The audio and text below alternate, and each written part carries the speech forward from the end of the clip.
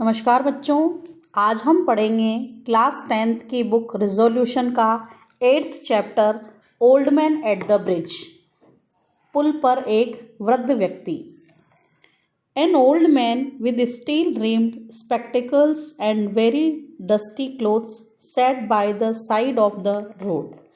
एक वृद्ध व्यक्ति जिसका क्या था, स्टील रिम्ड, स्टील का फ्रेम वाला स्पेक्टिकल्स, चश्मा उसने पहना हुआ था, एंड वेरी डस्टी क्लोथ्स, और उसके कपड़े बहुत गंदे थे। सेट, वो बैठा हुआ था, by the side of the road, सड़क के किनारे। There was a pontoon bridge across the river and cars, trucks, men, women and children were crossing it. There was a pontoon bridge, और वहाँ पर क्या था, नावों के आधार पर एक बना हुआ पुल था, और अक्रॉस द रिवर, नदी के ऊपर एक क्या बना हुआ था, पुल बना हुआ था, और उस पुल पर जो गाड़ियाँ थी, ट्रक थे, आदमी थे, औरतें थी और बच्चे थे, वो सब के सब इस पुल को क्या कर रहे थे, क्रॉस कर रहे थे, पार कर रहे थे। The mule drawn carts staggered up the steep bank from the bridge with soldiers helping to push against the spokes of the wheels. The mule drawn carts, mule मतलब होता है बच्चों खच्चर, और ड्रोन मतलब खींची जाने वाली, खच्चरों द्वारा खींची जाने वाली गाड़ियाँ। स्टेगर्ड अप, डगमग करते हुए, द स्टीप बैंक, उस सीधी खड़ी ढलान वाले किनारे पर, फ्रॉम द ब्रिज, वो किनारा जो था, वो जो पुल जो था, वो पुल जो कैसा था, सीधी खड़ी ढलान वाला था, जिस पर गाड़ियाँ डगमग करते हुए उस पर से जा रही थी। और विद सोल्जर्स हेल्पिंग, सोल्जर्स जो थे, जो सैनिक जो थे, वो हेल्पिंग, मदद कर रहे थे, टू पुश, धक्का देने की, against the spokes of the wheels, पहियों की जो ताड़ियाँ होती है, पहियों पर जो वो ताड़ियाँ लगी हुई होती है, उनको धकेलने का प्रयास कर रहे थे। The truck ground up and away heading out of it all, जो ट्रक थे वो ग्राउंड अप, जोर लगाकर ऊपर चढ़ रहे थे, and away heading out of it all, और इन सबसे निकलकर आगे की ओर बढ़ रहे थे। The peasants plodded along in the ankle deep dust but the old man sat there without moving. The peasants, जो किसान थे, वो प्लोडेड अलोंग, पैरों पर जोर देकर चल रहे थे, इन द एंकल डीप डस्ट, और उनके टखनों तक, बिल्कुल जो घुटने तक उनके जो पैर थे वो मिट्टी से सने हुए थे, और सभी किसान थक गए थे तो पैरों पर जोर दे देकर चल रहे थे। But the old man sat there without moving, लेकिन एक वृद्ध व्यक्ति बिना हिले डुले वहाँ बैठा हुआ था। He was too tired to go any further, वह इतना थका हुआ था कि वो आगे नहीं जा पा रहा था। It was my business to cross the bridge, explore the bright bridge ahead, beyond and find out to what point the enemy had advanced। इस चैप्टर का जो लेखक है वो कह रहा है, it was my business, यह मेरा काम था, to cross the bridge, कि मैं उस ब्रिज को, उस पुल को पार करूं, explore the bridge ahead beyond, और मैं एक्सप्लोर करूं, खोज करके पता लगाऊं कि ब्रिज अहेड बियॉन्ड, कि पुल का जो दूसरा हिस्सा है वो सुरक्षात्मक है या नहीं है, and find out to what point the enemy had advanced, और ये पता लगाऊं कि जो शत्रु है, दुश्मन है, वो कहाँ तक आगे पहुँच गया है।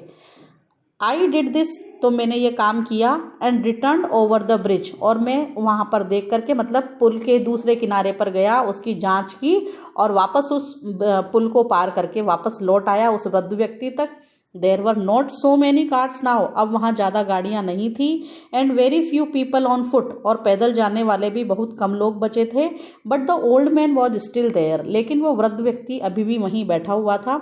Where do you come from, I asked him, मैंने उससे पूछा, तुम कहाँ से आए हो। From San Carlos, he said and smile, उसने कहा कि मैं सैन कार्लोस, ये स्पेन का एक प्रमुख शहर है, तो उसने कहा मैं सैन कार्लोस से आया हूँ, और ऐसा कहकर वो मुस्कुराया। That was his native town, so it gave him pleasure to mention it, and he smiled, और ये जो सैन कार्लोस था वो उसका नेटिव टाउन, जन्म स्थान था, सो इसलिए इट गेव हिम प्लेजर, उसे आनंद की अनुभूति हो रही थी जब उसने अपने शहर का नाम, अपने कस्बे का नाम लिया, और उस ऐसा करके वो मुस्कुराया। I was taking care of animals he explained. उसने समझाया कि मैं जानवरों की देखभाल कर रहा था। Oh I said not quite understanding. मुझे ज़्यादा कुछ समझ में नहीं आया, फिर भी मैंने उसकी बात पर कहा ओ अच्छा। Yes he said. उसने कहा हाँ। I stayed you see taking care of animals. मैं यहाँ बैठा हुआ हूँ और आप देख रहे हो मैं जानवरों की देखभाल करता हूँ। I was the last one to leave the town of San Carlos. उसने कहा कि मैं अंतिम व्यक्ति हूँ जिसने सैन कार्लोस नामक स्थान को छोड़ा है। He did not look like a shepherd nor a herdsman. वह वृद्ध व्यक्ति ना तो गडरिया नजर आ रहा था ना चरवाहा नजर आ रहा था। And I looked at his black dusty clothes. और उस व्यक्ति ने क्या करा, उसके काले और धूल से भरे कपड़ों को देखा।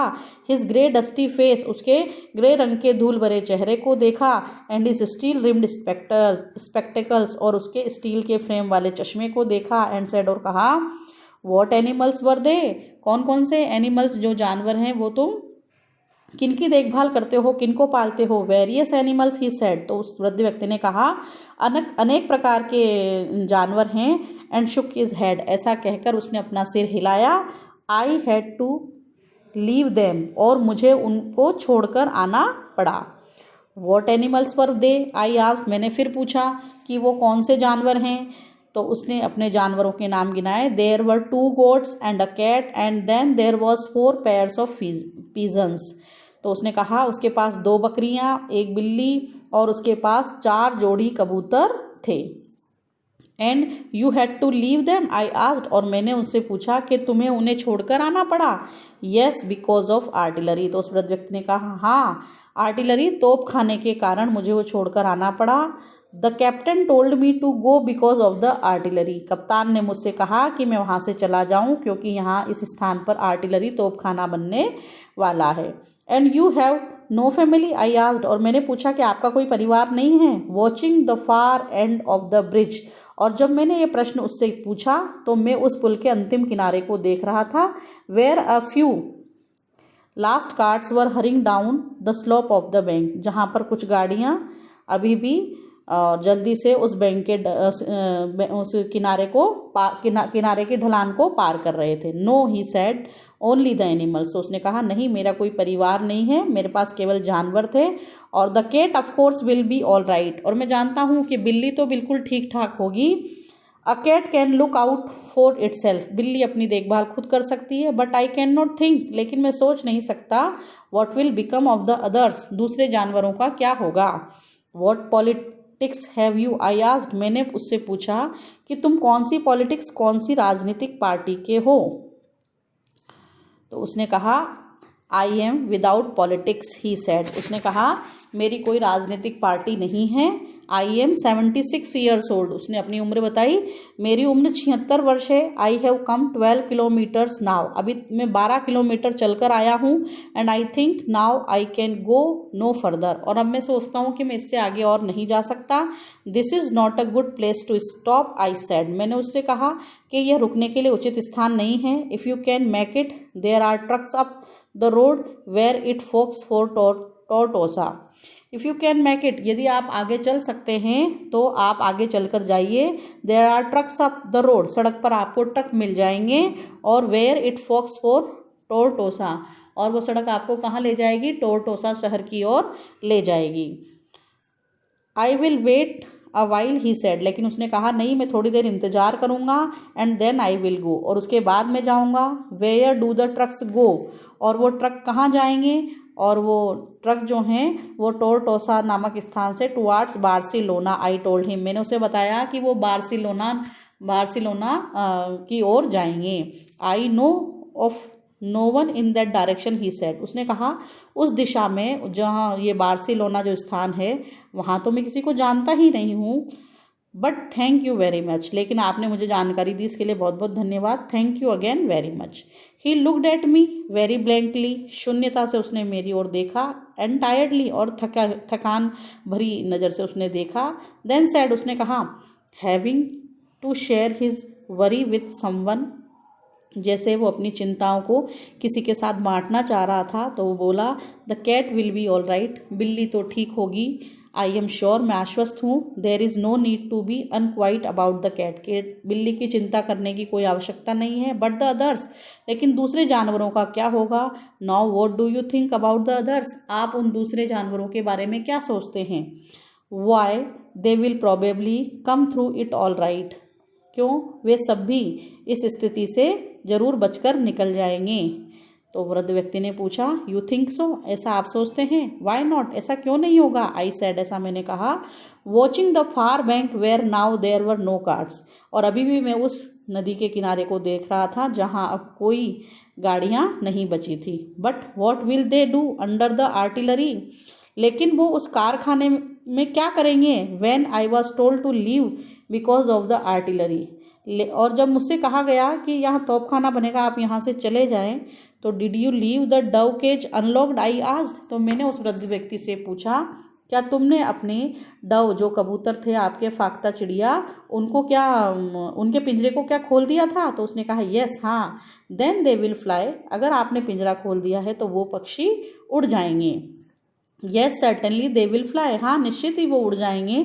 बट द अदर्स, लेकिन दूसरों का क्या होगा। It's better not to think about the others, he said, और उसने कहा कि अच्छा होगा कि दूसरों के बारे में ना सोचें। If you are rested I would go, I urged, मैंने उससे याचना की कि अगर आपने आराम कर लिया हो तो अब मुझे यहाँ से चलना चाहिए।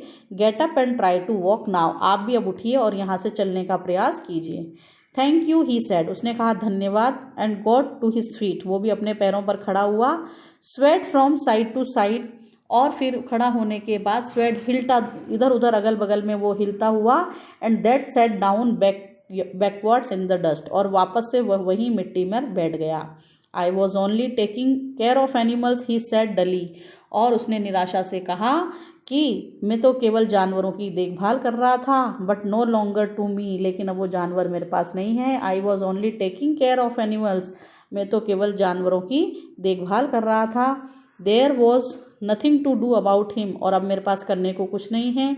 इट वॉज ईस्टर संडे, और यह ईस्टर संडे का दिन था। And the fascist were advancing towards the Ebro, और जो फासिस्ट फाजीवादी जो लोग थे वो आगे बढ़ रहे थे एब्रो नामक स्थान की ओर। It was a grey overcast day with a low ceiling, so their planes were not up. It was a grey overcast day, और वो जो दिन था वो बादलों के कारण हल्का प्रकाश वाला दिन था। विद अ लो सीलिंग, और जो बादल जो थे वो नीचे तक आ गए थे। So their planes were not up, और आसमान में बादल होने के कारण उस दिन हवाई जहाज भी नहीं उड़ रहे थे। That and the fact that cats know how to look after themselves, और जो तथ्य की बात थी वो क्या थी कि बिल्लियाँ जानती है कि अब वो अपनी देखभाल कैसे कर सकती हैं। तो was all the good luck that old man would ever have, और जो ये सौभाग्य की बात थी वृद्ध व्यक्ति के लिए, जो वो सोच रहा था कि बिल्लियाँ अपनी देखभाल स्वयं कर सकती हैं। इस प्रकार से चैप्टर समाप्त होता है बच्चों। ये चैप्टर जो है वो स्पेनिश सिविल वॉर, स्पेन में जो गृह युद्ध हुआ था उस समय का है।